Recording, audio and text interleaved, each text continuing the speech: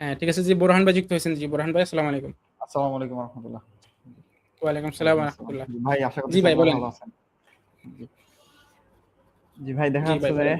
অনেক নাস্তিকদের সাথে কথা বলতে গেলে তারা বলে যে হচ্ছে আমরা ইসলামকে স্ট্যান্ড ধরে ইসলামের ভুল ধরবো। হ্যাঁ, তো এর প্রেক্ষিতে কি উত্তর দেওয়া যায় ভাই একটু বিস্তারিত বলবেন? ভাই এটা তো আমি ওই যে হ্যান্ডেল বিন বশিরের লাইভে হ্যান্ডেল বিন বশির যখন প্রথম মানে গুপ্ত নাস্তিক থেকে আত্মপ্রকাশ করছে তখন তার লাইভে গিয়ে আমি তারা ধরছিলাম। তারাও এটা বলছে যে সে নাকি ইসলাম দিয়ে ইসলামের সমালোচনা করে। কিন্তু আমি তো সেখানে এটা এক্সপ্লেইন করছি যে ইসলাম দিয়ে আসলে ইসলামকে সমালোচনা করা যায় না। কারণ এটা একটা হচ্ছে যে অযৌক্তিক অবস্থান হয়ে যায়। এর কারণটা কি? কারণটা হচ্ছে যে দেখেন স্ট্যান্ডার্ড আসলে কি?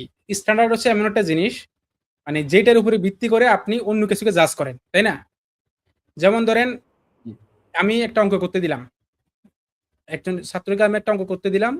তো ম্যাথের যে রুলস গুলো আছে, যেমন একেবারে সহজ ২+২ = ৪ এর রুলস হচ্ছে কি একটা স্ট্যান্ডার্ড। এটার উপরে ভিত্তি করে তো এই যে ইকুয়েশন গুলা এই ৩+৩ = ৬, ৪+৪ = ৮ বা এভাবে যেই ম্যাথমেটিক্যাল যে ইকুয়েশন গুলো আছে ইয়েটা আছে যে মানে নিয়মগুলো আছে, এগুলো হচ্ছে স্ট্যান্ডার্ড।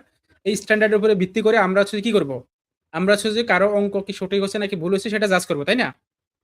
এখন জি ভাই। তো একইভাবে যদি আমি কারো মতবাদকে ক্রিটিক করতে যাই, কারো মতবাদের সমালোচনা করতে যাই, তাহলে আমি যখন সমালোচনা করতেছি তাহলে আমার একটা স্ট্যান্ডার্ড আছে। মানে যেটার উপরে ভিত্তি করে আমি সমালোচনা করতেছি। তাহলে এখন আমার সেই ভিত্তিটা যদি হয় ইসলাম, তাহলে তার মানে কি? যে আমার ভিত্তিটাকে যখন আমি ইসলাম হিসেবে কাউন্ট করতেছি, দ্যাট মিনস ওই ভিত্তি তো সঠিক আমি ধরতেই হবে। কারণ সঠিক না হলে তো আমি সেটাকে স্ট্যান্ডার্ড হিসেবে দাঁড় করাতাম না। যেমন আমি যদি জানি যে ২+২ = ৪ এটা আমি জানি এবং এটা সত্য। এই কারণে আমি সেটাকে স্ট্যান্ডার্ড হিসেবে দাঁড় করাচ্ছি। আমি এটা জানি ২+২ = ৫ নয়। সেই কারণে আমি ২+২ = ৫ কে স্ট্যান্ডার্ড দাঁড় করাই নাই। আমি ৪ কে স্ট্যান্ডার্ড দাঁড় করেছি। কেন? কারণ ৪ টা হচ্ছে সত্য, তাই না?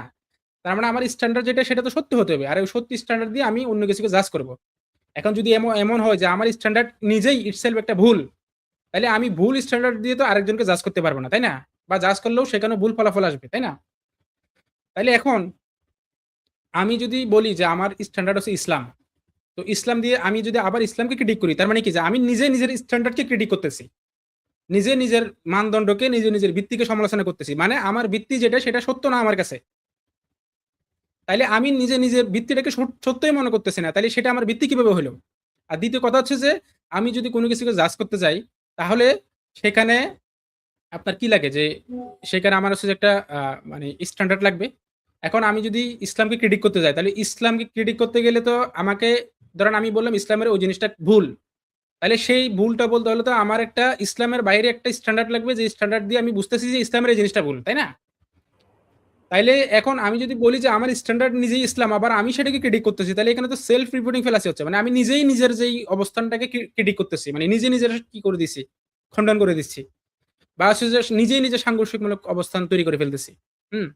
এই হচ্ছে সমস্যা যে আপনার স্ট্যান্ডার্ডটা হতে হবে এমন একটা কিছু যেটাকে আপনি ট্রু হিসেবে ধরে নিচ্ছেন। সুতরাং যেটাকে আপনি ট্রু হিসেবে ধরে নিচ্ছেন, সত্য হিসেবে ধরে নিচ্ছেন, সেটার তো আপনি আর সমালোচনা করতে পারবেন না।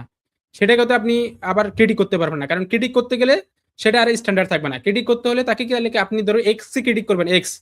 আপনি ক্রিটিক করতেছেন X কে। তাহলে আপনাকে Y দ্বারা X কে ক্রিটিক করতে হবে। X কে X দ্বারা ক্রিটিক করতে পারবেন না। কারণ X কে X দ্বারা ক্রিটিক করতে হলে আপনার X নিজে আপনার স্ট্যান্ডার্ড। আর স্ট্যান্ডার্ড মানে হচ্ছে যে যেটাকে আপনি সত্য হিসেবে ধরে নিচ্ছেন। বা যেটাকে আপনি মানদণ্ড দাঁড় করাচ্ছেন, সত্য হিসেবে মানদণ্ড দাঁড় করাইয়া সেটা আপনি যৌক্তিকভাবে দাঁড় করান বা যেইভাবে দাঁড় করান না কেন, মানে ওইটা যে সত্য সেটা আপনি যেভাবে বুঝেন না কেন, যেটাই করুন না কেন, মোট কথা আপনি সেটাকে মানদণ্ড দাঁড় করাচ্ছেন।